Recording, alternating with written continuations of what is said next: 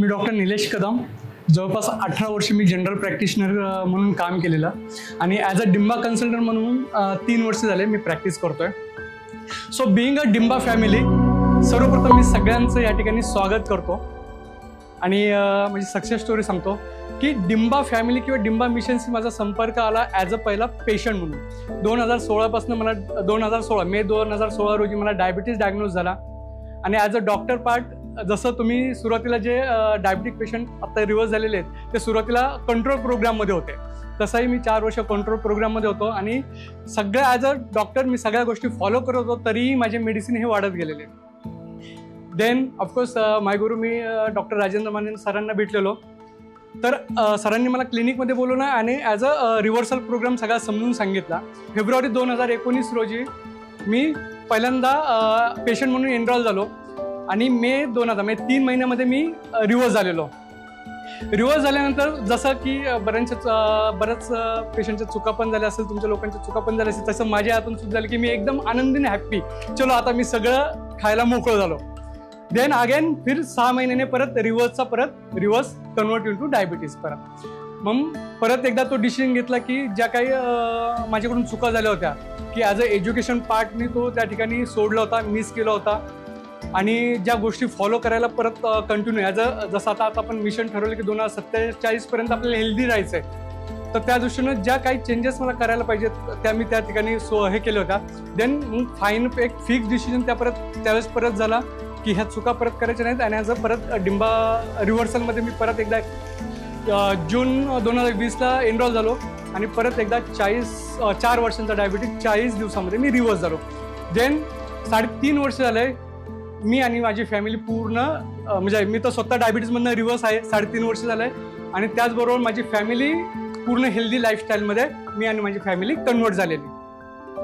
Then हा programme follow करत असताना मग सरांनी जेव्हा मी रिव्हर्स झालो तर सरांनी मला पहिला एक क्वेश्चन केला की निलेश, डिंबा मिशन आणि ह्याबद्दल तुला काय वाटतं? म्हणलं सर फक्त तुमच्या एका शब्दाची मी वाट बघत होतो, आय एम ऑलवेज रेडी.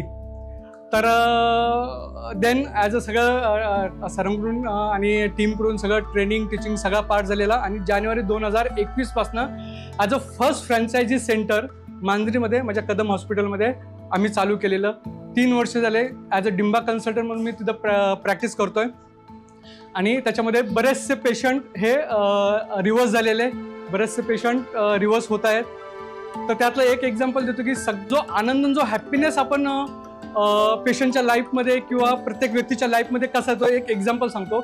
माझ्याकडे सगळ्यात कमी वर्षाची जी पेशंट होती, 18 वर्षांची मुलगी, 120 युनिट इन्सुलिन घ्यायची पर डे आणि हायपोथायरॉइडिझम होतं, त्यामुळे तिचं लग्न ठरत नव्हतं. देन जेव्हा ह्या प्रोग्राममध्ये आले तर इन्सुलिन तिचं विदिन 1 मंथ स्टॉप झालं आणि ती मुलगी 6 महिन्यामध्ये डायबिटीजमधनंही रिव्हर्स झाली आणि थायरॉइडमधनं रिव्हर्स झाली.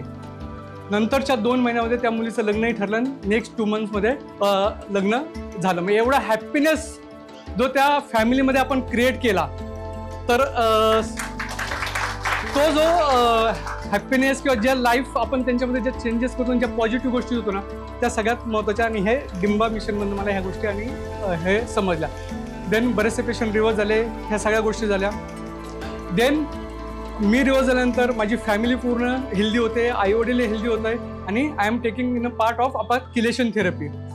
तर जसं मला समजलं गेलं की diabetes is a vascular disease, जे ब्लॉकेज होतात ते मॅक्झिमम डायबिटीज पेशंटमध्ये होतात आणि 60% diabetes patient is die to heart डिसीजमुळं. तर किलेशन थेरपीचा जो फायदा होतोय, तर त्या पद्धतीनं मी आता पेशंटमध्ये तो म्हणजे जे रिव्हर्स झाले पेशंट त्यांच्यामध्ये आता किलेशन थेरपी चालू केले. पण त्याच्या अगोदर सर्वात महत्त्वाची गोष्ट की मी माझ्यामध्ये ती किलेशन थेरपी चालू केलेली ॲज अ प्रिव्हेन्शन म्हणून. आणि देन त्याच्यानंतर आता 3 पेशंट ज्या जसे आहेत, एक 90 आणि 70, एक 90 आणि 75%चे ब्लॉकेज असले असे 2 पेशंट माझ्याकडं माझ्या सेंटरला किलेशन थेरपी घेत आहेत आणि एक 72 इयर्स मेल पेशंट की जे त्यांनी 10 किलो वजन ह्या प्रोग्राममधून रिव्हर्स केलं आणि प्रिव्हेन्शनसाठी 15 किलेशन थेरपी घेत आहेत.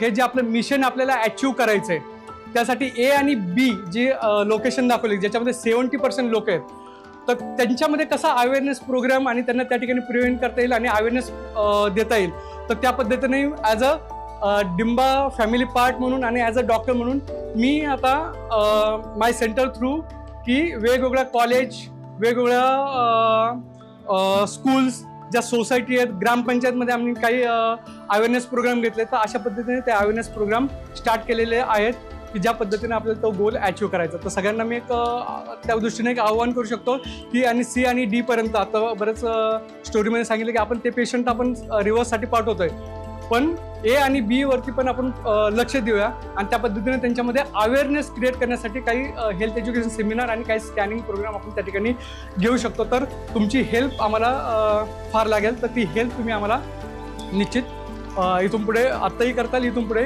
ती करावी अशी एक इच्छा आहे. थँक्यू.